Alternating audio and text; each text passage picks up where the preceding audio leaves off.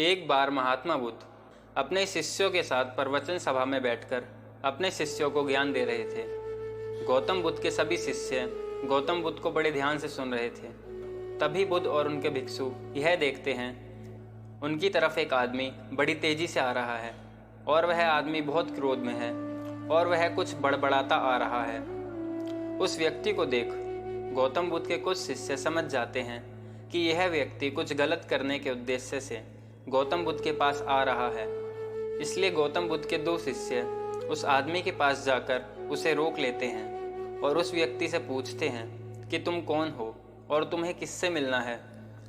वह व्यक्ति गौतम बुद्ध के शिष्यों से कहता है कि मेरे मार्ग से हट जाओ, आज मैं इस गौतम बुद्ध को सबक सिखाकर ही रहूँगा। उस व्यक्ति की यह बात सुनकर गौतम बुद्ध के शिष्य उस व्यक्ति को शांत करने की कोशिश करते हैं, पर वह व्यक्ति शांत नहीं होता। गौतम बुद्ध उस व्यक्ति को देखते हैं और मुस्कुराकर अपने शिष्यों से कहते हैं कि प्रिय शिष्यों, उसे मेरे पास आने दो, वह मुझसे कुछ कहना चाहता है। गौतम बुद्ध की आज्ञा का पालन करते हुए गौतम बुद्ध के शिष्य उस व्यक्ति के मार्ग से हट जाते हैं और वह व्यक्ति बुद्ध के पास आकर खड़ा हो जाता है। जैसे ही व्यक्ति बुद्ध के पास पहुंचता है, वह बुद्ध को अपशब्द कहना शुरू कर देता है। बुद्ध उस व्यक्ति के अपशब्द सुनते रहते हैं, परंतु उसे कोई भी उत्तर नहीं देते। बहुत देर तक बुद्ध को अपशब्द कहने के बाद वह व्यक्ति अपने मन में सोचता है कि मेरे इन अपशब्द का तो बुद्ध पर कोई असर नहीं हो रहा। इसलिए उस व्यक्ति का क्रोध और भी ज़्यादा बढ़ जाता है और वह व्यक्ति बुद्ध के ऊपर थूक देता है। उसके बाद महात्मा बुद्ध एक कपड़ा उठाकर उसे पोंछ देते हैं। यह देखकर गौतम बुद्ध के सभी भिक्षुक क्रोध से भर जाते हैं, जो कि स्वाभाविक है। पर बिना बुद्ध की आज्ञा के कोई भी भिक्षुक अपना क्रोध प्रकट नहीं करता। वह व्यक्ति दोबारा से वही करता है और गौतम बुद्ध दोबारा से एक कपड़ा उठाकर उसे साफ कर देते हैं और मुस्कुराकर उस व्यक्ति से कहते हैं कि मित्र, क्या तुम कुछ और मुझसे कहना चाहते हो। जैसे ही वह व्यक्ति बुद्ध का यह प्रश्न सुनता है, वह व्यक्ति भीतर तक हिल जाता है और वह व्यक्ति बुद्ध को कोई भी उत्तर नहीं दे पाता है और तुरंत वहाँ से चला जाता है। बुद्ध के सभी शिष्यों के मन में यह प्रश्न होता है कि आखिर उस व्यक्ति ने बुद्ध का इतना अपमान किया, लेकिन बुद्ध ने उस व्यक्ति को यह क्यों कहा कि क्या वह और कुछ कहना चाहता है। सभी भिक्षुक में से एक भिक्षुक बुद्ध से कहते हैं कि आपने उस व्यक्ति से यह क्यों कहा कि क्या वह कुछ और कहना चाहता है, जबकि ये बात तो स्पष्ट थी कि वो व्यक्ति यहाँ कुछ कहने नहीं बल्कि आपका अपमान करने आया था। क्या आप उसके द्वारा किए गए अपमान को नहीं देख पाए।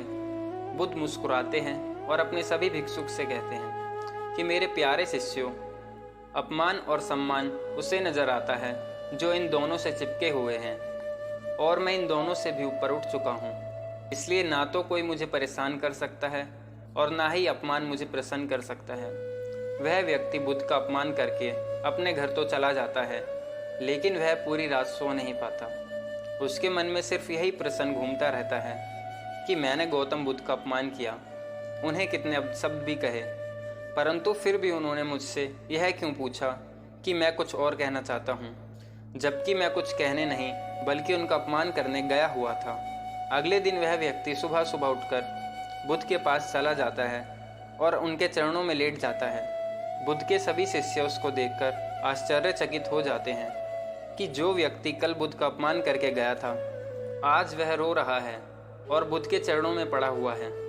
बुद्ध उस व्यक्ति को उठाते हैं और उस व्यक्ति से कहते हैं कि मित्र, क्या तुम कुछ और कहना चाहते हो।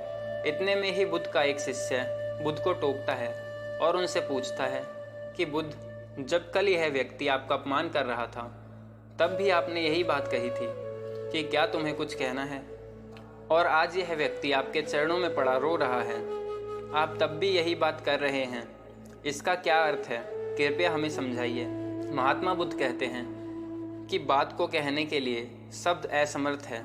कल भी यह व्यक्ति मुझसे कुछ कहना चाहता था, पर शब्द असमर्थ थे, इसलिए क्रोध में आकर इसने मुझ पर थूका।